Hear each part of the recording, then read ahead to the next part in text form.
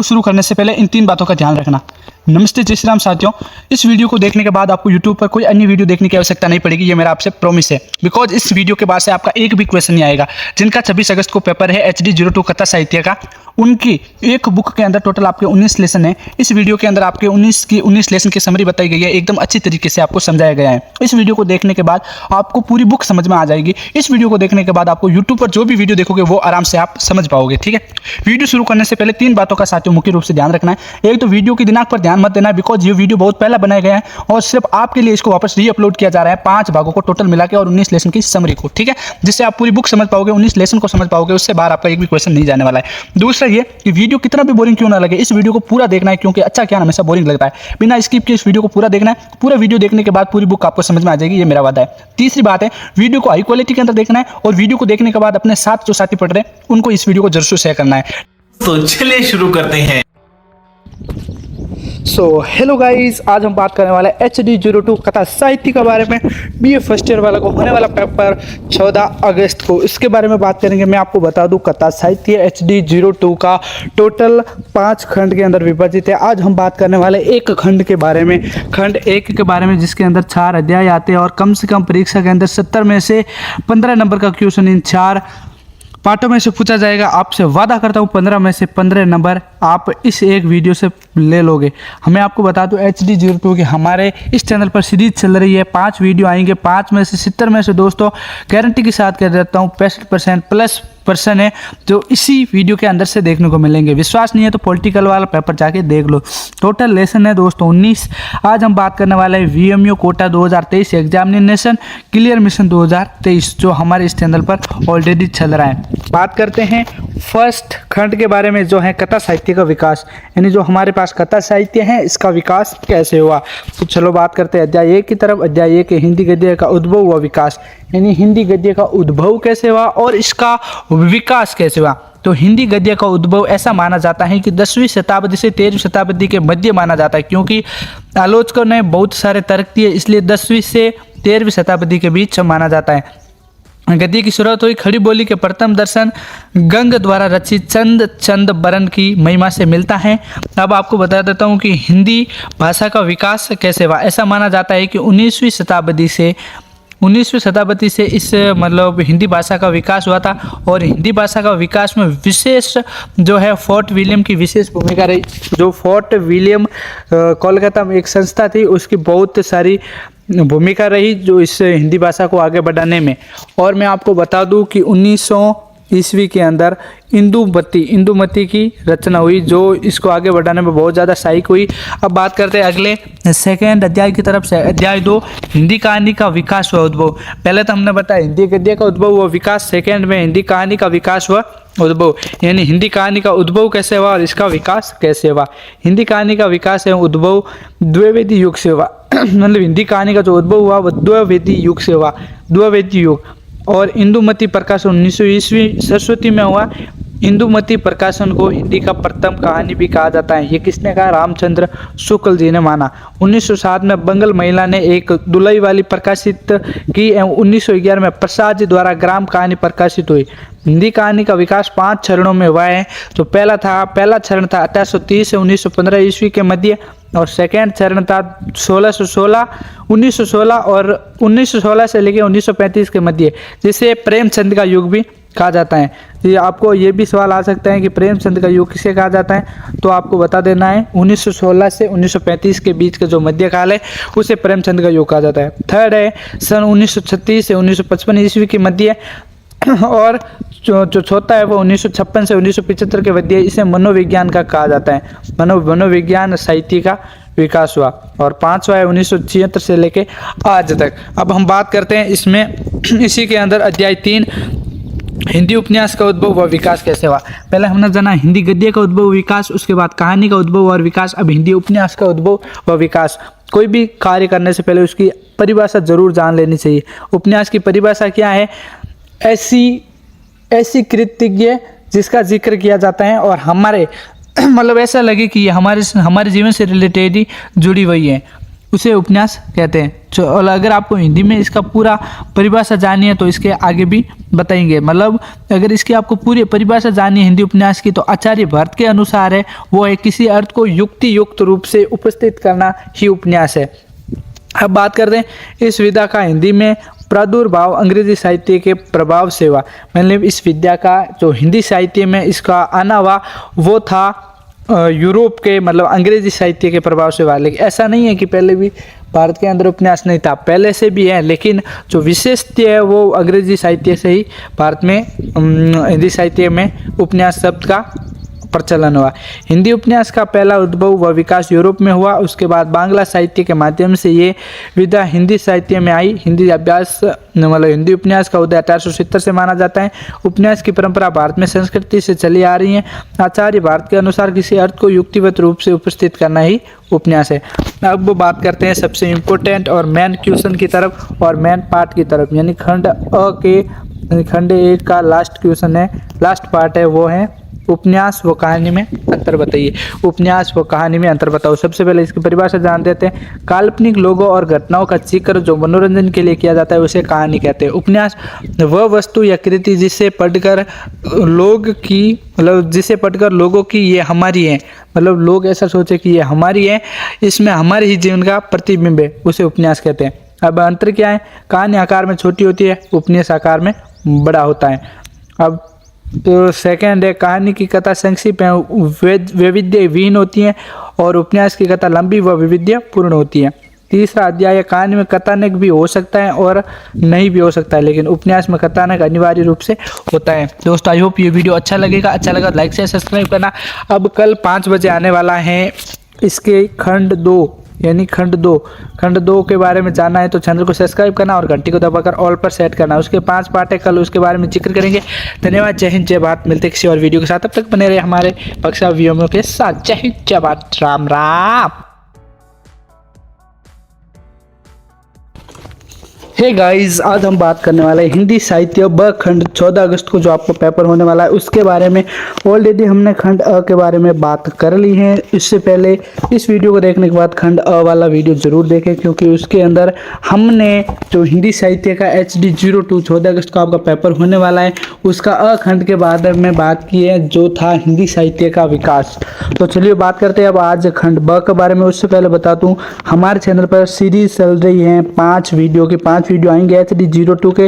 अगर आपने 5 वीडियो देख लिए तो 5 वीडियो के अंदर से आपके 70 में से 60 या 65 नंबर प्लस क्वेश्चन वहीं से आने वाले, मार्क्स वहीं से आने वाले। तो शुरू करते हैं सबसे पहले फटाफट पहले क्वेश्चन की तरफ। पहला पार्ट है हमारा खंड ब का अध्याय 5। 4 अध्याय के बारे में हमने बात कर रखी है खंड अ के अंदर। अब हम बात करेंगे 5वें अध्याय की खंड ब के अंदर। तो लेट्स स्टार्ट। सो गाइस, खंड ब के अंदर है कथा साहित्य का तात्विक विवेचन। पहले था कथा साहित्य का विकास, अब है कथा साहित्य का तात्विक विवेचन। कहानी का स्वरूप, भेद व तत्व, 3 चीजें मांगी है और ये 15 नंबर का आपका पूरा टोटल आने वाला है 2 पार्ट। तो चलिए सबसे पहले बात करते हैं कि कथा साहित्य के भेद क्या है या स्वरूप क्या है। कथा साहित्य का स्वरूप क्या है? कथा साहित्य किसी न किसी घटनाक्रम से संदर्भ में प्रेम, ईर्ष्या, रहस्यमय, रोमांच, जिज्ञासा और मनोरंजन संबंधित भाव होते हैं जो कथा साहित्य के भाव होते हैं। अब बात करते हैं इसके भेद कौन से। तो कहानी के भेद मुख्य रूप से हैं, वो हैं घटनाक्रम कहानी, चरित्र प्रधान कहानी, वातावरण प्रधान कहानी और कहानी की ऐतिहासिक शैली, कहानी की आत्मतत्व शैली, कहानी की चित्रात्मक या पत्रात्मक शैली। अब बात करते हैं कहानी के तत्व कौन कौन से। तो कहानी के प्रमुख तत्व वो 6 तत्व हैं। जी हाँ, कहानी के जो प्रमुख तत्व वो 6 तत्व हैं और जो 4 मुख्य हैं वो हैं अवरोह, चरम स्थिति एवं अवरोह। मतलब पहले आरंभ होता है कहानी का, उसके बाद बीच वाला आरोह और बाद में चरम बिंदु और वापस उल्टी अवरोह। 6 कौन कौन से तत्व हैं? विषय वस्तु, चरित्र, संवाद, भाषा शैली, वातावरण और उद्देश्य। ये 6 मुख्य रूप से तत्व हैं। अब बात करते हैं 6 अध्याय की तरफ जो है उपन्यास के भेद, स्वरूप व तत्व, यानी उपन्यास के भेद, स्वरूप व तत्व के बारे में। तो चलिए सबसे पहले बात करते हैं कि उपन्यास के भेद कौन कौन से। तो उपन्यास के भेद हैं वो घटना प्रधान उपन्यास, सेम वही कहानी वाले, चरित्र प्रधान उपन्यास, वातावरण प्रधान उपन्यास, ऐतिहासिक उपन्यास और 5वां है वो है मनोवैज्ञानिक इतिहास और क्षेत्र है वह आंचलिक उपन्यास। अब बात करते हैं उपन्यास के तत्व कौन कौन से हैं। तो तत्व है कथानक, चरित्र और कथोपकथन, देश कालन वातावरण, भाषा शैली और उद्देश्य, यही सेम कहानी वाले। अब बात करते हैं स्वरूप क्या है। गद्य में लिखी गई कथा जिसमें प्रधानता काल्पनिक और घटनाएं रहती हैं। मतलब गद्य के अंदर लिखी गई ऐसी कथा जिसमें प्रधानता काल्पनिक, मतलब जिसके अंदर काल्पनिक पात्र और घटनाएं रहती हैं। ठीक है। अब हम कल बात करने वाले खंड 6 के बारे में। हिंदी कहानी जो स्वतंत्र से पूर्व लिखी गई थी, जो प्रेमचंद जी का काल था, वो था 1936 से लेके 45 तक का। उसके बारे में बात करेंगे। पक्षा व्योमियो वाला एग्जामिनेशन 2023 सब्सक्राइब कर लो, जल्दी आने वाला है इसका 3rd पार्ट खंड 6। तो इसके लिए चैनल को सब्सक्राइब करने के रखना। बाय बाय, धन्यवाद, जय हिंद, जय भारत। वीडियो के साथ आपसे वादा करता हूं कि मैंने इस HD02 कथा साहित्य जो आपका 14 अगस्त को पेपर होने वाला है, उसके बारे में ऑलरेडी मैंने 2 वीडियो अपलोड कर दिया है। इस वीडियो को देखने के बाद आप वो वीडियो जरूर से देख लेना। 2 वीडियो इस चैनल पर हमने 5 वीडियो की सीरीज चला रखी है। अगर आपने 5 वीडियो देख लिया तो आपका 70 में से 70 नंबर का क्वेश्चन पेपर आने वाला है, उसमें से 65 नंबर प्लस आपको देखने को मिलेंगे। अगर नहीं देखने को मिले तो इस चैनल को आके सब्सक्राइब कर देना। मेरा आपसे वादा है कि प्लीज इस अपन खंड 6 के अंदर हिंदी कहानियां जो स्वतंत्र से पूर्व लिखी गई थी उसके बारे में जानेंगे। मेरा लाइव करने का बस एक ही मकसद है, क्योंकि मेरे पास MB नहीं है, MB खत्म है। ये 4 पार्ट बहुत इंपॉर्टेंट होने वाले। ये 4 पार्ट आपके एग्जाम पेपर में कम से कम 20 नंबर प्लस आने वाले हैं। तो फटाफट से इस वीडियो को लाइक कर देना, चैनल को सब्सक्राइब कर देना, घंटी को दबाकर सेट कर देना, क्योंकि आने वाले 2 वीडियो की नोटिफिकेशन आपको मिल जाएगी। चलिए शुरू करते हैं खंड 6 हिंदी कहानी, यानी जो स्वतंत्रता से पूर्व 1947 से पूर्व की कहानियां। पूस की रात जो कि प्रेमचंद जी ने लिखा है। तो पूस की रात कहानी को जानने से पहले हम प्रेमचंद जी के बारे में थोड़ा डिटेल वर्णन कर लेते हैं कि प्रेमचंद जी का जन्म कहाँ हुआ, कैसे हुआ, कब हुआ, क्यों हुआ। तो प्रेमचंद जी का जन्म है वो 31 जनवरी 1980 को वाराणसी के अंदर हुआ था। बस यही जानना है। यह भी क्वेश्चन आ सकता है कि प्रेमचंद 31 जनवरी 1980 पूछे कहां पर हुआ, तो वाराणसी। अब बात करते हैं पूस की रात। पूस की रात क्या है, पूस का अर्थ क्या होता है, आप मुझे कमेंट करके जरूर बताओगे। चलो मैं आपको बता देता हूं। अभी तो पूस का अर्थ होता है ठंड, यानी ठंड। पूस की रात यानी ठंडी रात। इसके अंदर मुख्य रूप से 3 पात्र है। एक हल्कू को कुत्ता है, उसका नाम है जबरा, और एक उसकी वाइफ है जो है मुन्नी। मतलब 3 पात्रों के अंदर इस कहानी का वर्णन है। और इस कहानी 7 नंबर का एक क्वेश्चन आने वाला है, और छोटे छोटे भी आ सकते हैं, बड़ा भी आ सकता है। तो चलो इस कहानी को शुरू करते हैं। मेरा ये वीडियो बड़ा बनाने का मकसद ही एक ही है दोस्तों, कि मैं आपको एक्सप्लेन से बता सकूं। 15 से 20 मिनट लगेंगे 4 पार्ट में, लेकिन इतना एक्सप्लेन में बता दूंगा कि कहीं से भी आओ प्रश्न, कहीं से भी आओ आप फटाक से हल कर दोगे। क्योंकि इन्हीं 4 पार्टों में से जो मैं आपको आज बताने वाला हूँ, उन्हीं 4 पार्टों में से एक आपकी सप्रसंग वाक्य आएगी, जो कम से कम आपकी या तो 7 नंबर की होगी या फिर 14 नंबर की भी नहीं, सॉरी 7 नंबर की आएगी आपकी। ठीक है। तो सबसे पहले बात करते हैं पूस की रात। पूस की रात यानी ठंडी रात। हल्कू नाम का एक गरीब किसान था जो अपना गुजारा चलाने के लिए कृषि खेती बाड़ी करता था और मजदूरी भी करता था। हल्कू की वाइफ थी मुन्नी। जी हाँ, मुन्नी। वो मजदूरी करके एक बार 3 रुपए जोड़े, पूरे साल भर मेहनत करके 3 रुपए जोड़े, और साहूकार जो नहीं होता जमींदार, वो आया और हल्कू से वो 3 रुपए साहूकारी यानी जमींदारी के रूप में मांग लिए। जब हल्कू ने अपनी पत्नी से कहा मुझे 3 रुपए दे दो, मैं साहूकार को दे रहा हूँ, तो मुन्नी ने नाराज होकर कहा कि हमने इस 3 रुपए से कंबल खरीदने के लिए 3 रुपए इकट्ठे किए ताकि हम ठंड से बच सके, लेकिन हम इसको 3 रुपए क्यों दे। तो हल्कू ने अपनी वाइफ से कहा कि अगर तू 3 रुपए नहीं देगा तो ये जमींदार मुझे गालियां सुनाएगा और मेरे अपनी जमीन है वो भी हड़प सकता है। तो मुन्नी ने मजबूरन हल्कू के सामने उस साहूकार को 3 रुपए दे दिए। तो उसके बाद हल्कू अपने दिल पर पत्थर रख के चला गया। जबरा जो उसका कुत्ता था उसको लेके खेत के अंदर गया। तो रात को बहुत सारी ठंड पड़ रही थी, तो वो ठंड के मारे कांपते कांपते गया आम के बगीचे के अंदर, और बगीचे के अंदर जाके छोटे छोटे सूखे पत्ते उसने इकट्ठे किए और आग लगा दी। आग लगा के वो सीखने लगा, मतलब आग लगा दी और आग के पास बैठ गया। उसके बाद एक चादर थी, वो भी सीट की, जो वो ओढ़ सके। उसके अलावा उस हल्कू के पास कुछ नहीं था और जबरा को साथ ले गया। तो हल्कू ने वो आग जला के सीख रहा था। उस टाइम एक बूढ़ा आदमी और आ जाता है और हल्कू के पास रुक जाता है। रात को जब हल्कू सो जाता है तो हल्कू के खेत के अंदर नील गायों ने डेरा डाल दिया, यानी नील गाय आ गई और उनकी फसल चरने लगी। जैसे ही फसल चरने लगी तो जबरा बेचारा जो कुत्ता था उसका, वो बहुत ही ईमानदार था, वो भौंकने लगा। तब हल्कू सो रहा था और ठंड के मारे उठा एक बार, उसने भी नील गायों की चरने की आवाज सुनी, लेकिन वो हल्कू सोच रहा था कि मेरा जबरा जो कुत्ता है वो बहुत ही इंटेलिजेंट है और वो बाहर निकाल देगा, वो ऐसे ही किसी दूसरे जानवर को देके भौंक रहा होगा।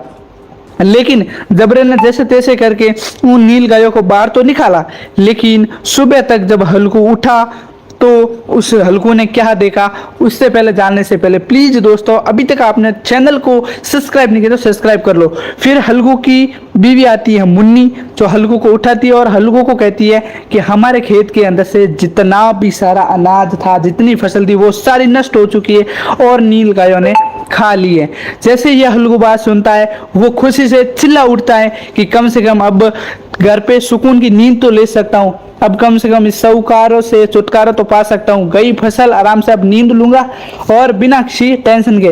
तो इस कहानी का मेन उद्देश्य, मूल संवेदना यही है कि भारत के गरीब किसानों को कैसे जमींदार लोग होते हैं वो लूटा करते हैं, कैसे उनके साथ अत्याचार करते हैं। इसी से रिलेटेड क्वेश्चन आएगा दोस्तों, इसी कहानी को याद रखना है। आई होप दोस्तों ये वीडियो अच्छा लगा, ये मतलब आपको कहानी अच्छी लगी। अगर कहानी अच्छी लगी तो मुझे आप कमेंट करके जरूर बताओ। अब बात करते हैं 8 यानी 8वां अध्याय, और 8वां अध्याय है वो है कहानी उसने कहा था, जो लिखी थी चंद्रधर्मा गुलेरी ने, जी चंद्रधर शर्मा गुलेरी ने, उसने कहा था। ये भी कहानी बहुत ही इंटरेस्टिंग है और इसके अंदर से भी आपकी सप्रश्न व्याख्या आ सकती है या बड़े बड़ी आ सकते हैं। दोस्तों उसने कहा था, तो चंद्रधर शर्मा गुलेरी का सबसे पहले परिचय जान लेते हैं। उनका जन्म 7 जनवरी 1983 को हुआ था, जयपुर राजस्थान के अंदर हुआ था। और उसने कहा था, इन्होंने एक कहानी लिखी। इसके मुख्य पात्र कौन से, एक लहना सिंह था और एक प्रेमिका, जो लैना सिंह और एक लड़की थी जिसने लैना सिंह ने जान बचाई थी, वो पुरानी प्रेम कहानी थी, वो आगे जाके आपको समझ में आएगी, वो थी। और एक जो, अब आगे बढ़ते हैं, ये 2 पात्र बाद में आएंगे ताकि आपको समझ आराम से आ सके, ठीक है। तो सबसे पहले ये लैना सिंह होता है और एक लड़की होती है जो बचपन के अंदर ये लैना सिंह उसको बचाता है, और वो लैना सिंह है जो उस लड़की से पूछता है, यानी इस प्रेमिका से पूछता है कि तुम्हारी सगाई हो चुकी है क्या, जी तुम्हारी सगाई हो चुकी है क्या। मतलब वो अपनी भाषा में पूछता है, शायद कड़ाऊ मुंडी मुंडी, मतलब वो राजस्थानी के अंदर शब्द है, वो पूछता है। मतलब वो पूछता वो 3 महीने तक लगातार उससे पूछता रहता, लेकिन ये जो साहूकार उसकी प्रेमिका थी वो बिना उसे भाव देके चली जाती थी और कुछ कहती नहीं थी। अब वो धीरे धीरे टाइम बीतने लगा, और जब भारत का, आपको पता है 1883, और ये जो उसने कहा था, ये कहानी कब रची गई थी आपको पता है, ये 1921 के आसपास, जो अब अपना आपको पता है प्रथम विश्व युद्ध हुआ था, और उसके बाद सेकेंड विश्व युद्ध हुआ था 1939 से लेके 45 तक, ठीक है। उसके बीच जब जर्मनी और इंग्लैंड का जब दोनों मध्य युद्ध हो रहा था, तब उस समय अब 25 साल का था ये लैना सिंह। लैना सिंह कितने साल का था, 25 साल का था। और इस लैना सिंह को और जो उसकी प्रेमिका थी वो अब सूबेदार बन चुकी थी। क्या, कौन बन चुकी थी, सूबेदार बन चुकी थी। तो सूबेदार के पति का नाम था, वो था हजारा सिंह, और उसके बेटे का नाम था बोदा सिंह। अब ये 4 टोटल करेक्टर है।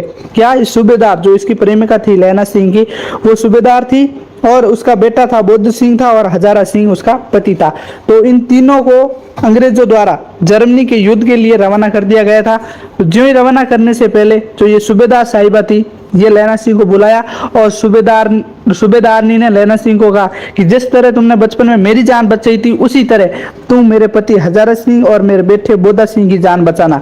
तो इस लैना सिंह ने और हजारा सिंह और बोधा सिंह ये तीनों रवाना हो गए। इन तीनों के साथ अपने भारत के हजारों सैनिक और रवाना हुए, लेकिन ये तीनों लोग हैं वो रवाना हो गई। अब इंटरेस्टिंग बात आएगी कि उसने कहा था ये कहानी का नाम क्यों पड़ा। तो सबसे पहले ये तीनों रवाना हुई, तो जैसे ही उस बॉर्डर पे पहुंचे, जैसे ये जर्मनी से लड़ने के लिए पहुंचे, तो युद्ध शुरू नहीं हो रखा था। उससे पहले बोधा सिंह जो कि सूबेदार जो इसकी प्रेमिका थी, उसका बेटा बोधा सिंह बीमार पड़ गया था, उसको जेवर आ गया था, बुखार आ गया था। तब लैना सिंह ने अपनी कंबली से बोधा सिंह को उड़ा दी थी। आपको पता है जर्मनी और में कितनी ज्यादा ठंड पड़ती है, तो बोधा सिंह को उड़ा दी, और बोधा सिंह को उड़ाई। थोड़ी देर बाद जर्मनी वालों ने अटैक कर दिया, और अटैक करने के बाद बोधा सिंह को गोली लगने वाली ही थी।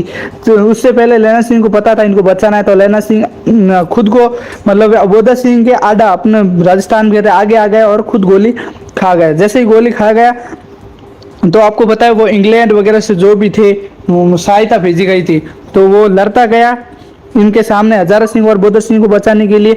ये लैना सिंह लड़ता गया और जब वो गाड़ी आई वो इंग्लैंड वालों की, तो वो एम्बुलेंस वगैरह, तो उसके अंदर हजारा सिंह को और बोधा सिंह को उन लैना सिंह ने डाल दिया। कह रहे थे कि आप चले जाओ। जब हजारा सिंह ने कहा नहीं आप भी आ जाओ, तो वो खून से लथपथ था लैना सिंह। तो लैना सिंह ने बोला अब तो मैं तो नहीं आने वाला हूँ, लेकिन उसने कहा था, मतलब जब आप चिट्ठी लिखो ना अपनी बीवी को, तो उसने कहा था जो मैंने पूरा किया, मतलब उसकी बीवी ने, प्रेमिका ने कहा था, वो इसने पूरा किया। किसने पूरा किया? लैना सिंह ने। ये कहानी थी। तो इससे अपन को क्या सीखने को मिलता है? मतलब जो उसने वादा किया वो इसने पूरा किया। इससे उद्देश्य क्या होता है? मतलब पहला तो प्रेम कहानी है, ठीक है, प्रेम का है, त्याग है, ठीक है, वीर रस है, ठीक है, ये इसके मुख्य मुख्य उद्देश्य हैं। अब इसमें से कुछ भी क्वेश्चन आएगा ना तो आपके माइंड सेट में ये कहानी रहेगी। और जो इसके अंदर क्या क्या युक्त आते को, प्यार हुआ, प्रेम हुआ और वीर की भावना थी, त्याग की भावना थी, इससे बाहर कुछ नहीं आने वाला। अब ये क्वेश्चन अगर आप फटाक से सॉल्व कर दोगे, आई होप आपको एकदम क्लियरली समझ में आ गए होंगे। अगर नहीं आया अभी तक तो कोई ना, आगे बढ़ते जाओ। अब देखो, अब है 9वां क्वेश्चन। कौन सा है? 9वां, जो जैनेंद्र कुमार जी ने लिखा, पत्नी, क्या नाम से? पत्नी, जैनेंद्र कुमार ने लिखा। अब बात करते हैं जैनेंद्र कुमार का जन्म कब हुआ? 2 जनवरी 1902 ईस्वी, सॉरी 1905 ईस्वी, कौंडियागंज में इनका जन्म हुआ, जैनेंद्र कुमार का। और इन जैनेंद्र कुमार ने एक पत्नी नाम की कहानी लिखी थी। तो इसके अंदर मुख्य दो ही पात्र थे, जैसा कुछ नहीं है, छोटी कहानी है, बहुत बढ़िया कहानी है। 2 ही पात्र थे, एक सुनंदा और एक कालानंदी चरण। सुनंदा का पति था। जैनेंद्र कुमार कहीं पे बैठे थे, वहीं पे उन्होंने 20 से 22 वर्ष की युवती देखी जो कि महिला थी। वो अपने घर के बाहर अपने पति का इंतजार करती रहती थी। उसका एक बेटा था जो अपवेश कालवश वो उसकी मृत्यु हो गई थी। और जो ये काली नंदी चरण था वो अंग्रेजों से, सरकार से लड़ता था कि अपना स्वतंत्रता मिले। अब उसकी पत्नी को ये तो पता था कि भाई हाँ स्वतंत्रता मिलनी चाहिए और वो उनका पति सही काम कर रहा है, लेकिन उसके दिमाग में ये भी बात थी कि भाई सरकार से लड़ना सही बात नहीं है। तो वो घर से बाहर वेट करती थी, 12 बज जाती, 12 से 1 बज जाती, और फिर 1 बजे 2 बजे उसका पति आता। ऐसा कुछ माहौल चल रहा था। तो वो जैनेंद्र कुमार जी उसका वर्णन कर रहे थे। तो वो आता, एक दिन आता है 12 बजे, उसका पति घर पे आता है तो उसकी बीवी होती है जो उसने मुंह चढ़ा के रखा था, जो सुनंदा ने। तो वो उनसे पूछते हैं कि तूने मुंह क्यों चढ़ा के रखा है, हमें खाना खिलाओ। उस काली नंदी चरण के साथ उसके बहसबाजी करते, राजनीति पॉलिटिकल के बारे में बहस करते करते 3-4 दोस्त और आ जाते हैं। जब 3-4 दोस्त और आ जाते तो वो खाना बनाती है, उसकी पत्नी, इसकी पत्नी सुनंदा खाना बनाती है और उनको खिलाती नहीं है। उससे पहले काली चरण जाता है उनके पास और कहता है खाना बना या नहीं बना, ऐसे खाना बना या नहीं बना, ऐसे थोड़ा डांट से मारता है। तो उसको बहुत बुरा लगता है सुनंदा को।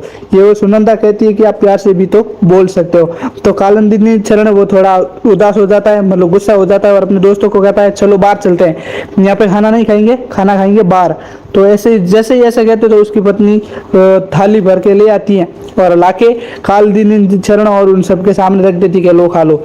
तो जैसे ही वो देखता है तो गुस्से से लाल पीला हो जाता है। कालिंदी चरण और सुनंदा को रसोई के अंदर ले जाकर बोलता है कि मैंने मना किया, उसके बाद क्यों लेके आए? तो वो बोल रही थी मना किया तो क्या हुआ, खाना तो आपको खाना पड़ेगा। तो सुनंदा और भी चरण ये सब खाना खाते हैं और सुनंदा होती है, वो सुनंदा के लिए खाना नहीं बचता है। तो भी वो ये सोच के थोड़ा तो उसे उदास होता है कि वो मुझसे प्यार से बात भी नहीं करते कालिंदी चरण, और उसके बाद फिर भी मुझे खाना भी नहीं मिलता। फिर सुनंदा ये सोच के कि यहाँ मेरे पति है, चलो कोई नहीं, उसके लिए भूखा रहना मेरा स्वभाव। तो ऐसा करके सुनंदा है वो अपने मन को समझाती है और अपने पति के प्रति ऐसा भाव रखती है। तो इसमें क्या है, सुनंदा एक भारतीय संस्कृति की नारी है। जो भारतीय नारी होती है उनमें त्याग, प्रेम भावना का जो स्वरूप है वो झलकता है। और वो पतिव्रता भी है, अपने पति की प्रति कितनी जो श्रेष्ठ रखती है और वो राष्ट्र से प्रेम भी करती है। भले वो अनपढ़ हो लेकिन वो राष्ट्र से बहुत ज्यादा प्रेम करती है। अब चलो बात करते हैं लास्ट एंड फास्ट 10वां आपका पार्ट, पुरस्कार, जो जयशंकर है लास्ट। इसके बाद हम 2 और की बात करेंगे, सीरीज के 2 पार्ट और बाकी आने वाले। अगर दोस्तों आपने 5 में से 5 पूरे पार्ट देख लेना तो आपको मैं विश्वास दिला के कहता हूँ इससे बाहर एक भी क्वेश्चन नहीं आने वाला है। चलो बात करते हैं पुरस्कार। पुरस्कार क्या थी? जयशंकर प्रसाद द्वारा रचित कहानी है जो शायद 1921 ईस्वी के अंदर रचित थी उन्होंने। अब बात करते हैं इसके मुख्य पात्र कौन है, पुरस्कार कहानी के मुख्य पात्र है वो कौन है। तो सबसे पहले मैं आपको बता दूं, जयशंकर प्रसाद का जन्म है वो 30 जनवरी 1990 ईस्वी में हुआ था, वो भी वाराणसी में हुआ था। पुरस्कार से मुख्य पात्र है, उससे पहले बता दूं मुख्य 2 स्थानों के बारे में इसकी जो है वो फैला हुआ है। जैसे एक तो मगध राज्य हो गया और एक राज्य के बीच का मुकाबला है। तो कौशल राज्य के सेनापति सिंह मित्र की पुत्री मधुलिका, जी मधुलिका थी वो, और राजा अरुण, मगध के राजा अरुण थे, उसके बीच का कुछ मैटर है, आपको बताता हूँ। तो सबसे पहले कौशल जो राज्य था उसके राजा का सेनापति सिंह मित्र एक बहुत ही योद्धा और वीर था।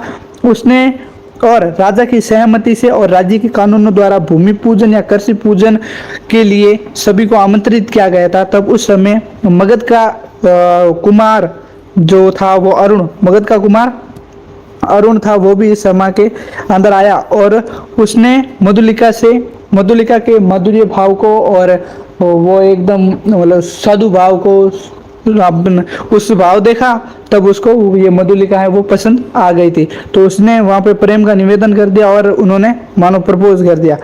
तब उन्होंने ठुकरा दिया, मधुलिका ने मना कर दिया। तब ये गुस्सा होकर अरुण वहां से वापस मगध चला गया था। और कुछ समय बाद मतलब 3 साल बाद फिर से इनका मिलन हुआ और धीरे धीरे बात आगे बढ़ती गई। तो फिर ये दोनों प्रेम बंधन में बंध गए। और ये जो मगध का राजा था, मगध का राजा अरुण ये था, ये मधुलिका के साथ मिलकर मगध पर कौशल पर हमला बोलकर विजय पाना चाहता था। तो इसमें इसका साथ भी दे रही थी मधुलिका।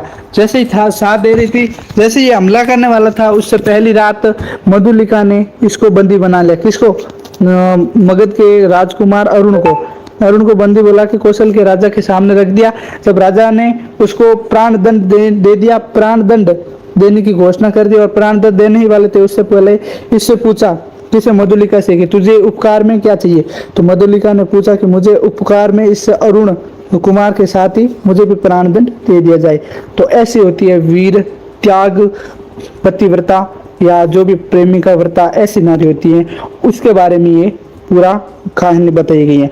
मतलब भारत नारी की गौरवपूर्ण झलक दिखाने के लिए जयशंकर प्रसाद जी ने ये वाली कहानी लिखी है। इस दोस्तों 4 पार्ट में से 7 नंबर की एक गद्यांश व्याख्या आएंगी और उसके अलावा और भी छोटे मोटे क्वेश्चन आएंगे। यह 4 प्रश्न आपको 15 से 20 नंबर का होने वाला है। दोस्तों आई होप ये वीडियो अच्छा लगे लाइक से सब्सक्राइब करना। नहीं मिलते किसी और वीडियो के साथ, तब तक बने रहे हमारे वीडियो के साथ। सीरीज और आने वाली है। जय हिंद, जय भारत, जय जय राम, जय श्री राम, जय बजरंगबली।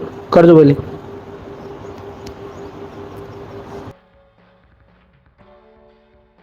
अंदर बांटा था खंड अ, ब, स, द और एक और है 5वां खंड। तो हमने ऑलरेडी खंड 3 के बारे में बात कर ली है। अगर आपको नहीं पता उस वीडियो को जाके तो आप देख लो, हमारे चैनल पर मिल जाएगा आपको वो सभी वीडियो। 3 वीडियो पहले देखो, इसके बाद ये वीडियो देखना, या फिर ये वीडियो देख लो उसके बाद तो है वो 3 वीडियो पहले के देख लेना और एक वीडियो आने वाला है बहुत ही जल्द, उस वीडियो को देख लेना। दोस्तों बहुत सारी परेशानी है यहाँ पे, आप देख सकते हो बैटरी वेरी लो है, मोबाइल स्विच ऑफ हो सकता है, लाइट की कमी है और एमबी सबकी कमी है, फिर भी आपको मैं वीडियो प्रोवाइड करवा रहा हूं। तो प्लीज़ सपोर्ट बनाओ, चैनल को सब्सक्राइब करो और घंटी को दबाकर ऑल पर सेट करो ताकि आपको फटाफट वो सभी आपको मिल सके जो आपको चाहिए। तो सबसे पहले बात करते हैं टाइम वेस्ट की, शुरू करते हैं खंड द के बारे में, स्वतंत्रता के पश्चात की कहानी। हमने खंड अ के बारे में पढ़ा था, वो ठीक है। खंड ब पढ़ा था, खंड द में पढ़ा था, खंड अ ब और स के अंदर, खंड स के अंदर हमने पढ़ा था कि हमारा भारत आजाद हुआ था, हमारा स्वतंत्रता मिली थी 1947 से पहले की कहानी। आप बात करते हैं 1947 के पश्चात की कहानियां। चलो बात करते हैं अध्याय 11, परमात्मा का कुत्ता। सबसे पहले किसी भी कोई भी कार्य करने से पहले आपको एक चीज की जान लेनी है कि उसका जन्म कब हुआ, क्योंकि कभी का परिचय सबसे पहले पूछा जाता है। तो परमात्मा का कुत्ता मोहन राकेश जी ने लिखा है, ठीक है। इनका जन्म हुआ अमृतसर में हुआ और 1925 ईस्वी में हुआ था। अब हम बात करते हैं कि इस कहानी के अंदर और आपको क्या क्या देखने को मिलता है। देखो दोस्तों, अगर आपने इस वीडियो को पूरा देख लेना तो और किसी वीडियो देखने की जरूरत नहीं पड़ेगी। बहुत ही इंपॉर्टेंट होने वाला है। 5 सीरीज सिर्फ HD02 के आप 5 वीडियो देख लो। अगर आपने पूरे मेहनत नहीं करी होगी फिर भी मिल जाएगा। मैंने लाइव करने का एक मकसद है कि मैं आपको एकदम आराम से डिटेल से समझा सकूं, नहीं तो मैं वीडियो अपलोड करके एकदम आराम से नहीं समझा सकता, क्योंकि इतनी MB नहीं है हमारे पास। जो इंटरनेट के वो बहुत ज़्यादा रिक्वायरमेंट रहती है। आपको चीज़ एक और बता दूं कि कल आपका जो पेपर होने वाला है ना, वो बहुत वेरी इंपॉर्टेंट पेपर होने वाला है HD02। तो आपको बिना टेंशन लिए इस चैनल को प्लीज़ सब्सक्राइब कर लेना है। संवेदना क्या है, अगर कैसे भी कोई भी क्वेश्चन आएगा तो आपसे कैसे सॉल्व करोगे? तो चलो बात करते हैं कि इस कहानी के अंदर कुल कितने पात्र है। तो आपको बता दो, इस कहानी के अंदर सिर्फ और सिर्फ दो ही पात्र हैं। जी हाँ, दो ही पात्र हैं। पात्र को छोड़ो, इसके मतलब पात्र का कोई विशेष रोल नहीं रहता है। ये सरकारी दफ्तरों से रिलेटेड है, ठीक है। इसकी आपको कहानी सुन लोगे ना तो कहीं से भी क्वेश्चन आएगा वो आपका सॉल्व हो जाएगा।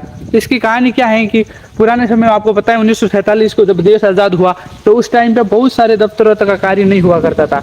अब ये लंबी चौड़ी कहानी है, लेकिन दोस्तों आपको संक्षेप में बता देता हूँ कि उस टाइम है ना, एक बार बैंक के अंदर बहुत सारे लोग जाते हैं, इकट्ठा होते हैं, लेकिन जो सरकारी कर्मचारी होते हैं वो अपने अपने काम में बिजी होते हैं, मस्त गप्पे लड़े होते हैं और चाय पी रहे होते हैं। तो उस टाइम बहुत सारे लोग होते हैं वो अपनी समस्या लेके जाते हैं, लेकिन वो उन समस्याओं को नहीं मानते।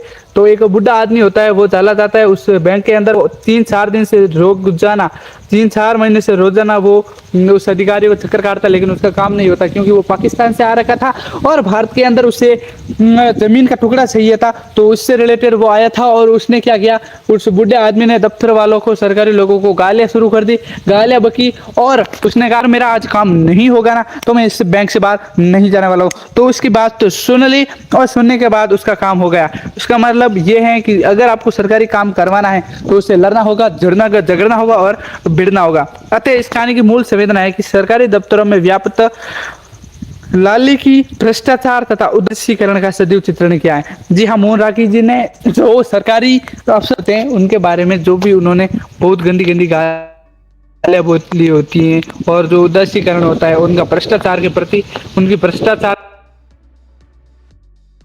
बात करते हैं। 12 चीफ की दावत क्या है, जो भीष्म शाह, सबसे पहले भीष्म साहनी का जन्म हुआ था वो 8 अगस्त 1915 को हुआ था, वो हुआ पाकिस्तान के अंदर।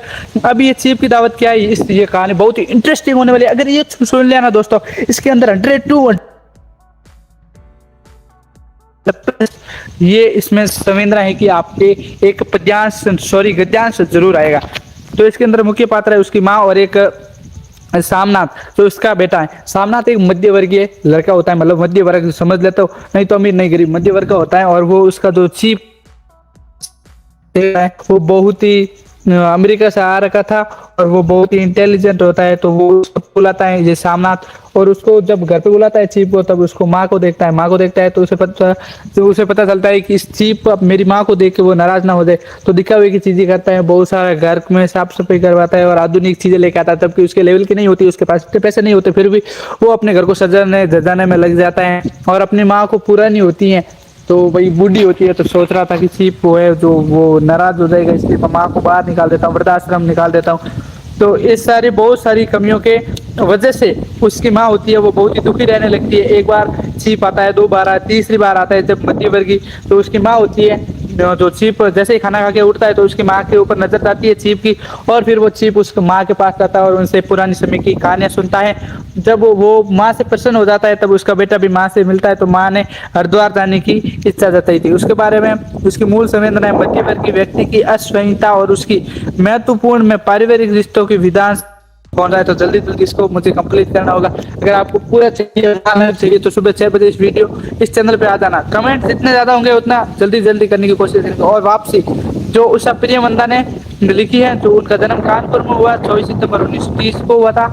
और अब बात करते हैं कि इसके अंदर क्या है। इसके अंदर मुख्य एक चीज है कि गजाधर बाबू है, तो 35 साल रेलवे की नौकरी करके घर पे लौटते हैं। पहले जो गजाधर बाबू आया करते थे घर पे तो उनका मान सम्मान हुआ करता था, अब उनका जो है फाइनल रिटायरमेंट हो चुका है रेलवे से, और वो घर पे आते हैं। तो घर पे आते हैं, वो देखते हैं अमर कांति की उन्होंने शादी कर दी थी, और नरेंद्र और बसंती को देखते हैं और उसकी बहू को देखते हैं जो खाना खा रहे होते हैं। जैसे गजाधर बाबू घर पे पहुंचते हैं तो उनका सत्कार नहीं होता, आदर नहीं होता, और जो वो गजाधर बाबू कहते हैं उनका दोस्तों आपने 12th के अंदर एक कहानी पढ़ी होगी शायद यशोधर बाबू वाली, ठीक है, उसी प्रकार है कि उनका इज्जत नहीं होता और उसे फिर 4 बार खड़ी कर देते हैं, मतलब उनके साथ अन्याय होता है। तो ये है ना, वापस अपने नौकरी पे जाने का निर्णय लेते हैं और एक राम चीनी नाम की जो मिल होती है उसमें काम करने का प्रस्ताव रखते हैं। इस कहानी का मुख्य उद्देश्य एक ही है कि व्यक्ति की विडंबना को ये दर्शाती है। इस पाठ के अंदर इतनी ही ज्यादा कुछ खास है नहीं। अब बात करते हैं इसी के आशा अमरदन। जी हाँ, आशा अमरदन 14 अध्याय आशा अमरदन का जो विजयदान तथा ने लिखा है सितंबर 1926 में पैरुंदा जोधपुर के अंदर इनका जन्म हुआ है। ठीक एक गरीब किसान था, ठीक है, आशा अमरदन। एक गरीब किसान था और उसके दो बच्चे थे, उसकी बीवी थी। उस जो किसान था वो अपनी बनिया से गया और ब्याज ला के उन्होंने कुआं खुदवाया, और कुआं खुदवाने के बाद उसके अंदर पानी नहीं निकला। और राजस्थान के अंदर आपको पता है 2-3 साल में एक बार काल पड़ जाता है, तो उस टाइम एक काल पड़ गया था। और काल पड़ने के बाद जो भी वो गरीब किसान था तो उसकी बीवी मर गई थी, और जो वो कर्ज लेके कुआं खुदा उसके अंदर पानी नहीं मिला, तो उनके परिजनों ने, कि गरीब किसान के परिजनों ने उनका नाता करवा दिया। और नाता करवाने के बाद उनकी बीवी आई और काल पड़ा। दोनों बच्चों को, ऐसे बहुत लंबी कहानी है लेकिन संक्षेप में बता रहा हूँ, तो उन दोनों बच्चों को ये जो पति और उसकी मुंह बोल यानी सौतेली माँ होती है, जो ये झोंपड़ी के बंद करके मालवा चले जाते हैं। जब मालवा जाने से पहले पति के कहने पर उसकी पत्नी 4-5 सोगरे और पानी वानी डाल के उस बच्चों को दे देती है, और बाद से लॉक लगा के चली जाती है। वो 1 साल बाद वापस आते हैं, तब भी वो बच्चे जिंदा रहते हैं, उसको कुछ नहीं मिलता, खाना पीना कुछ नहीं मिलता, फिर भी वो बच्चे जिंदा रहते हैं। और जिंदा रहने के बाद जब भी उसकी माँ दरवाजा खोलती है, उन्हें पता चलता है कि चारों बच्चे अभी भी जिंदा है, तो उन्होंने एक मतलब उसको थप्पड़ लगाती है, और थप्पड़ लगाते ही मौत भी कर देती है। कि इसका विकराल मतलब उस सौतेली माँ का विकराल रूप देखकर मौत भी उन्हें गले लगा देती है। फाइनली 1 साल के बाद उन दोनों की बच्चों की मृत्यु हो जाती है उसके मारने की वजह से। ऐसा है, मतलब इसका जो मूल भाव है, जो मेन मुख्य भाव है, वो इतना ही है कि एक किसान को कैसे वो अपने बच्चों को बचाने के लिए सौतेली माँ से, उसका सौतेली माँ का चित्रण किया गया है। ठीक है, अब बात करते हैं दोस्तों 19वां अध्याय, ये लास्ट है, नीलकांत का सफर। मतलब नीलकांत का सफर कैसा था? तो ईश्वर प्रकाश जी ने लिखा, सूर्यप्रकाश का जन्म 20 जनवरी 1947 को हुआ, जैसे ही आजाद हुआ उससे पहले। और मूल संवेदना यही है कि अगर आप लोकल डिब्बे में कभी सफर किया होगा ना, ट्रेन के लोकल डिब्बे के अंदर, तो आपको पता चल जाता होगा कि लोकल डिब्बे के अंदर क्या होता है। उसी के बारे में संपूर्ण उन्होंने बताया है कि कैसे रेलवे के अंदर जो थी, रेलवे के अंदर जो नहीं होती। सो हे गाइस, वेलकम टू एक न्यू वीडियो। जैसा कि आप सभी लोगों ने इतने भाई क्या कमेंट खतरनाक कर दिए कि सर आपने HD02 के 5 सेशन का बोला था, सिर्फ 4 ही सेशन आए, और जो 4th सेशन आया उसमें क्लियरिटी नहीं है, और आपने एकदम डिटेल से नहीं समझाया। तो वो वीडियो को अगर आपने ध्यान से देखा होगा तो आपको पता है कि मेरे पास नहीं तो फ़ोन भी डिस्चार्ज था और नई एम भी थी, इसलिए मैंने लाइव किया। सॉरी दोस्तों, ये है इसका लास्ट पार्ट, यानी 5 सीरीज का वीडियो। मैंने कहा था वादा कंप्लीट, ये है 5वां पार्ट। तो ये अगर आपने ये 5 पार्ट पूरे देख लिया ना, तो फिर किसी और वीडियो देखने की आपको ज़रूरत नहीं पड़ने वाली है। तो अध्याय 16 था निर्मला, जो प्रेमचंद जी द्वारा एक उपन्यास लिखा गया था। इसी पर 2 पार्ट हुए थे, 16वां और 17वां निर्मला उपन्यास पे, ये भाग 1 और भाग 2 पर। तो बात करते हैं प्रतिपाद्य के बारे में, यानी निर्मला थी। चलो पहले सबसे पहले बैटरी बंद करते हैं अपने मोबाइल की, चलो बात करते हैं। अब बात करते हैं निर्मला। अब जो ये निर्मला उपन्यास है प्रेमचंद जी का, ये सारा कुछ इस निर्मला के ऊपर ही है, मुख्य पात्र है वो निर्मला है। ऐसे दोस्तों बहुत सारा लंबा पार्ट हो जाएगा, मैं नहीं चाहता इतना बड़ा वीडियो। कल आपका एग्जाम पेपर है, अगर आप चाहते हो कि पूरे सिलेबस का पूरा वर्णन हो, तो सुबह मैं 6 बजे से 7 बजे तक 1 घंटे लाइव आके आपको संपूर्ण पूरा पेपर बता दूंगा। अगर हाँ फटाफट 50 कमेंट होते ही मैं कल 6 बजे से 7 बजे के बीच लाइव आऊँगा, और आप लाइव जुड़ जाना, आपको पेपर बता दूंगा। नहीं तो दोस्तों अगर 50 कमेंट नहीं हुए तो मैं किसी भी हकीकत में नहीं बताने वाला हूँ। तो चलिए बात करते हैं निर्मला। भारतीय समाज में विवाह और दहेज प्रथा की दुखद व मार्मिक कहानी है। उसका चरित्र निर्मला है, किंतु फिर भी समाज से उसे अब अवहेलना का शिकार होना पड़ता है। इस उपन्यास का लक्ष्य अनमेल विवाह दहेज प्रथा को बुरे प्रभाव से अंकित करता है। मतलब ये प्रेमचंद जी ने इसलिए उपन्यास लिखा था कि निर्मला के साथ कैसा अव्यवहार होता है और कैसे उनको दहेज के कारण तोताराम से विवाह करवा दिया जाता है, जो उसकी अधड़ उम्र का, मतलब निर्मला थी वो 15 साल की थी और उसका जो पति था वो 35 साल का था। तो चलो अगर इसके बारे में पूरी जानकारी तो अब नहीं दे सकता क्योंकि आपका कल पेपर है। चलो इसका 2nd भाग है निर्मला मतलब संरचना व शिल्प क्या है। तो सन 1924 में दहेज प्रथा और अनमोल प्रथा के आधार बनाकर इस उपन्यास का लेखन प्रारंभ हुआ, और इस उपन्यास की कथा का केंद्र एवं मुख्य पात्र है वो निर्मला है और उसका पति तोताराम है। अगर पूछ ले निर्मला का पति का क्या नाम है तो तोताराम है, और इसकी उम्र 15 साल थी, सुंदर व सुशील लड़की थी, और निर्मला का विवाह है वो उसके 1.5 उम्र के व्यक्ति से करा दिया जाता है जिसका नाम तोताराम है। मुख्य पात्र निर्मला व उसका पति है। मतलब ये छोटी सी कहानी है, कुल मिला के इसके अंदर इतना ही है कि दहेज प्रथा और अनमोल विवाह को आधार को अंकित किया गया है, और दहेज प्रथा और इस अनमोल विवाह के प्रति कठोर से कठोर परिणाम दिए गए हैं। दोस्तों अगर आपको सही में फुल वर्णन में चाहिए ना तो कल मैं आ रहा हूँ 6 से 7 बजे लाइव। कल सुबह जल्दी मॉर्निंग में जुड़ जाना, सब बता दूंगा, सब एकदम क्लियरली। ठीक है, मैं लाइव आऊँगा। अगर 50 कमेंट हो गए तो।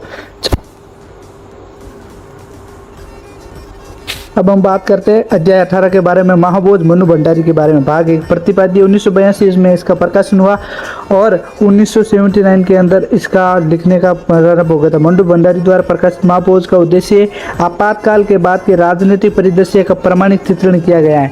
यानी इसके अंदर राजनीतिक लोगों के बारे में व्यंग्य किया गया है। महाभोज का मुख्य पात्र विशेषर है जो हरिजनों का हमदर्द है, जो हरिजनों के खिलाफ आवाज उठाता है। उनके जो मृत्यु हो गई थी 19 लोगों को जिंदा जला दिया था, उसके बारे में अगर आपने पूरा उपन्यास नहीं पढ़ा तो बहुत लंबा है। महाभोज का अर्थ होता है किसी की मृत्यु पर आयोजित होने वाला भोजन। तो और इसका जो मुख्य पात्र है वो दास साहब है जो वहाँ उनका मुख्यमंत्री है। और अब आगे बढ़ते हैं, इसका ही सेकेंड पार्ट है मनु भंडारी का। भाग 2 के अंदर इसकी संरचना वो शिल्प क्या है ये पूछ रहा है मनु भंडारी। भाग 2 संरचना वो शिल्प। यह नाटक राजनीतिक पर ही आधारित है। इसके मुख्य पात्र है विशेषकर अर्जुनों का जो हमदर्द है, दास साहब मुख्यमंत्री, और सक्सेना है जो अर्जुनों को आवाज को कायम रखने वाला है। इसके अंदर टोटल 20 से 25 पात्र है। दोस्तों इतने लंबा छोड़ नहीं जाना है, आपको इसकी उपन्यास का मुख्य रूप जान लेना है, बस इतना ही इनफ है। अब मिलते हैं कल 6 से 7 बजे के बीच में। चैनल को सब्सक्राइब कर लेना। Bye bye, Ram Ram.